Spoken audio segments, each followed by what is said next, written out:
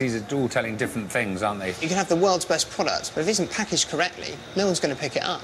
That equates to no sales. You know, the packaging is like, it's a bit that it catches their eye. You know, these are big bars. You couldn't eat all this in one go. Maybe you should have a bar which is, you know, break it up, eat it, do it, and then have another one at another time. Eat one and keep one. You know, it could be a form. Eat one, like it, yeah. Eat one, keep one, yeah. Alex, it's Alex's company that has developed the brand, the Willie's, you know, the Willie's Supreme Cacao, world-class cacao.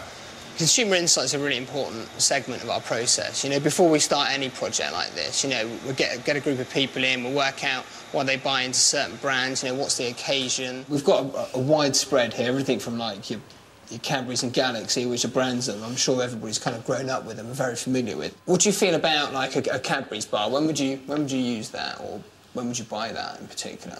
For breakfast. Breakfast, yeah. That's fantastic. Yeah, the whole thing. The whole thing, a whole bar. Yeah, that is bar. what breakfast is, a bar of Cadbury's for you. No, I think a challenge there with the consumer is the fact that lots of them are habitually buying brands they bought for their entire life. You know, what we've got to do is trying to kind of break that habit and attract the attention in the aisle. If I said to you now, you're going to take one of these bars away, which one would you take? I like the green and blacks one. This one here? Yes. I like the softness of the wrapping, initially, obviously, the writing and the whole layout of it all. What about yourself on this recent I like the shape, I like the colour. The shape, that's a good one. The shape, we're talking about size. Again, they downsize this bar slightly. That package there stands out to me, because it's got the beans and it's got fair trade and it's organic. Why did you pick that pack? Pick this one because it's simple, it's got award-winning on the front, it's got trees in it that makes me think that it's from a lovely Where it's come from, so you're talking origin, you're talking, you know, superiority, because you know, it's got kind of the awards and the medals on there, so it's backing up the, you know, the quality of the products itself. We're all talking about brands, and that's fair trade, and that's whatever, but they're all just the outside label. Surely what's important is what's inside.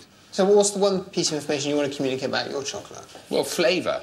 I mean, I think flavour. If you had to say, what's about your chocolate, I'd say flavour. People are more conscious in this country, certainly, about what is in their food, and I think that's a change of mode. So people now are genuinely looking at things and saying, well, is that the real McCoy? What is that? Has that got flavour? 10 seconds now to grab a pack. What was that mean? Just grab one that you think... 7, 8, 9, 10. The Chocoholics have given the designer some useful ideas to take away and work into the packaging. They've been on a long journey, with Willie as their guide. 6 months ago, they were all confirmed sweet milk chocolate eaters, and Willie has gradually tried to wean them off the sugar and get them to appreciate the taste of real chocolate. This group has been an insight into people's eating habits of chocolate, but it also has been an insight that it's potentially possible to change them and open up their flavour palettes to eat dark chocolate, because when I first met them, they really were quite hard-line milk chocolate people. But I think their eyes have been opened to dark chocolate and flavour. I found it amazing. I really enjoyed it. Completely changed my views and tastes. I've made you a little goodbye, Bicky. It's actually really been great, you know, to have met you all. I mean, before it was just chocolate and it had to be dairy milk, and that was fine, thank you very much. But now it's, yeah, you do notice different flavours. It is deep in flavour and it is the business. It's the best. Tasting all the different flavours and really learning about dark chocolate, which was something I was afraid to eat before. We've been on a voyage. Thank you. You know, haven't we? We've done the whole thing together, haven't we, really? Willie's very passionate about his chocolate, but to make a product that the public are going to buy, he needs to understand what everyday people want to look at and want to buy. I say thanks for me, guys. I really mean it. Does anybody want any 100%? I've got a little bit of, yeah. But Willie hasn't succeeded with everyone, and the hardline sweet lovers are not for turning. Just because he loves it, not everyone does. I think I'm just addicted to sugar and not chocolate. I will never be converted to dark chocolate, ever. Well, he was never going to persuade everyone. And meanwhile, back at the factory, there's a whole weight of problems still to be solved. He's now sourced all the machinery to make his chocolate bars, but installing and getting it ready to work has become a huge headache. We're sorting out the machine. This is the wrapping machine for the bars, and the cylinder wrapper has come back without any change at all, it seems. So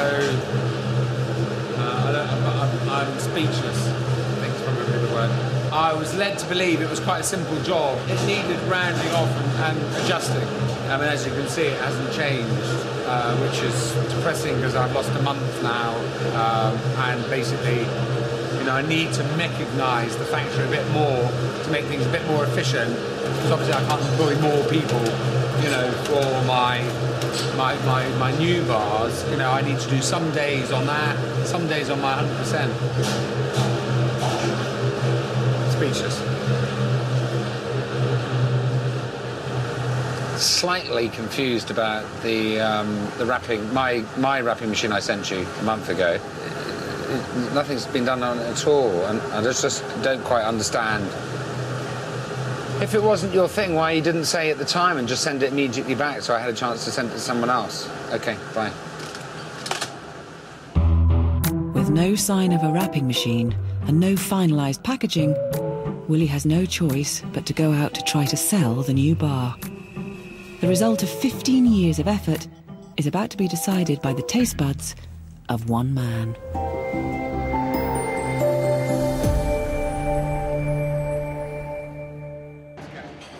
The designers have worked with the ideas they took away from the Chocoholics and have come back to Willie with some initial ideas for the packaging. Following on from the focus group, we've got to pick up flavour notes we need to communicate, rich colours. We want to use some foil block, you know, add in the luxury aspect. And the other important thing we wanted to bring to the front was this idea of forgotten flavours. I'm very impressed. I mean, I think the box, I love the idea of 2 bars, fantastic. Good. And one for now and one for them, what a great play. There's a little bit of insane making with him, but we have to deliver a product that's taken seriously, and Willie he's a very effervescent chap, as we all know, but we need to put a product on shelf that is taken seriously but has this kind of eccentric edge, and we deliver that with the copy that we use. And the tone of voice. It's the sort of box you would like to keep even after you finish the chocolate. It's got a precious feel. Yeah, it's got exactly. a precious feel. That's the word, definitely. Yeah. It's got a nice precious. Indulgent, luxurious. It's a great logo. It really is.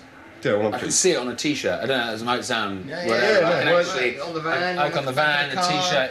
It's catchy. Well, that's how you got to assess it, really. You know, you got to break it down to its simplest form. Nothing is properly ready, but Willie has to get out to persuade some retailers to stock his bar. So he's organised some prototype packaging and is off to do some selling. As Waitrose is the biggest stockist of his existing 100% bars, they're first on his list. If they don't want to stock his chocolate, chances are that nobody will. You know, it's just the nature of the game at the moment. You know, things are last minute. It's just the way they arrive. The confectionery buyer's got to be the big guy. He's dealing with 140 different brands of chocolate. So there's little old me coming in there, and I've got to make my mark, otherwise they're not going to stock me, are they? So, yeah, definitely a little bit of apprehension. I mean, it's, you know, it's everything. After 15 years of hard work and dedication, the success of Willie's entire chocolate project will be decided by one man, confectionery buyer Matthew Jones. Within Waitrose, we need something slightly different, that's unique, but we also need products that people will want to buy every day. Every decision we make, we've got to be confident that product will work. So it's not only the actual product, it's the people behind the product, it's the taste of the product.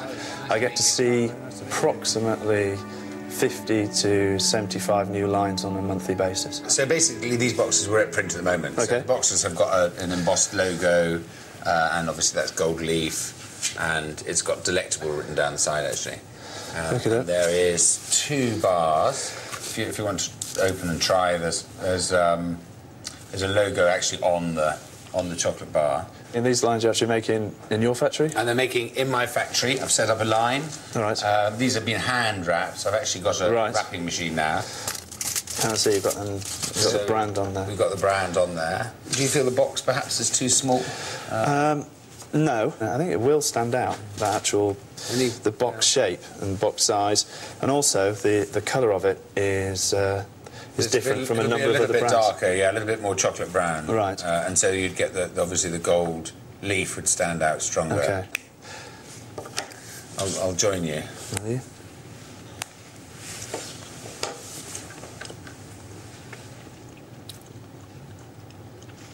Yeah, it's great. It has a really clean finish. All right. It eats extremely well. That's a nice bar of chocolate, Willie. Done Yeah, well. That's really nice, yeah. Good. And we'll try the Venezuelan. Try the Venezuelan, yeah. I suppose really we should have a drink of water, but... Shall I get... There's actually some water there. Look. Are you a sparkling man or a still? A still would be great, thank you.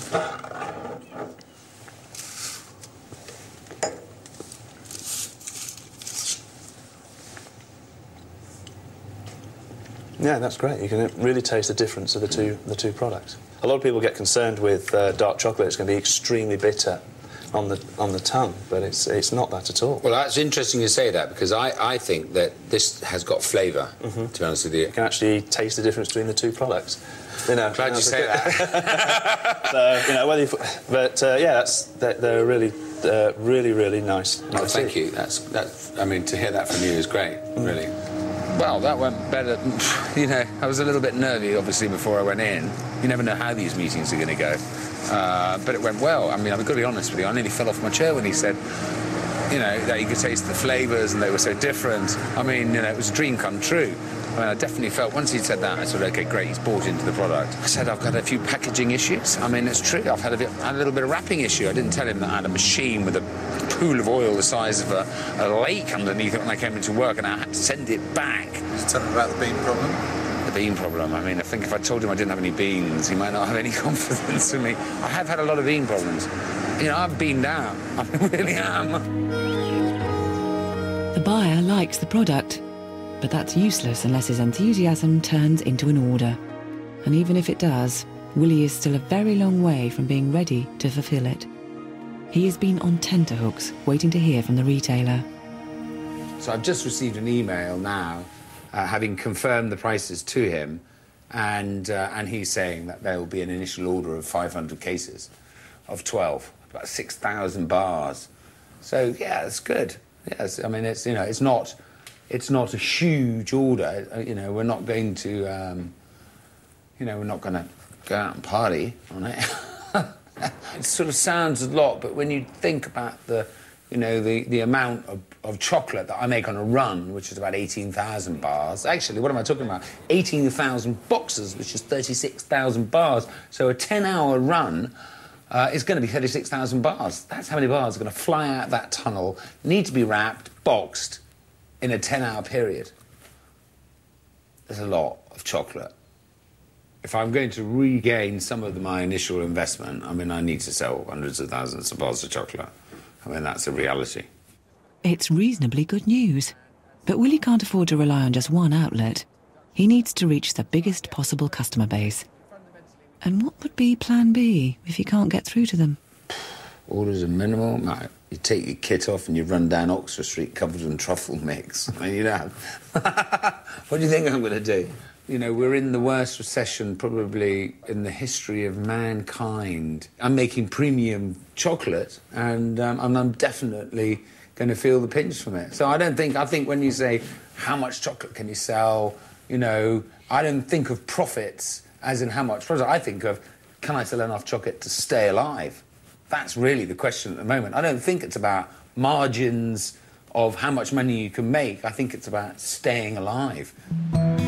After lots more sleepless nights and long, hard days of experimentation, at last, Willie thinks he's got the chocolate recipe just about right. But before he goes into mass production, there's one last important person to sign it off. His old sparring partner, Marco Pierre White.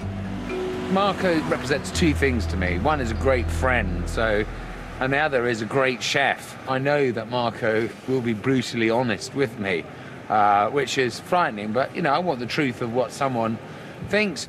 Well, there it is. Willie's Delectable Cocoa. I mean, I'm coming with, I don't know about trepidation, I'm coming feeling the chocolate is good. Nice packaging. Nice scent. I've obviously eaten it myself, but, I taste it every day. How good, who knows?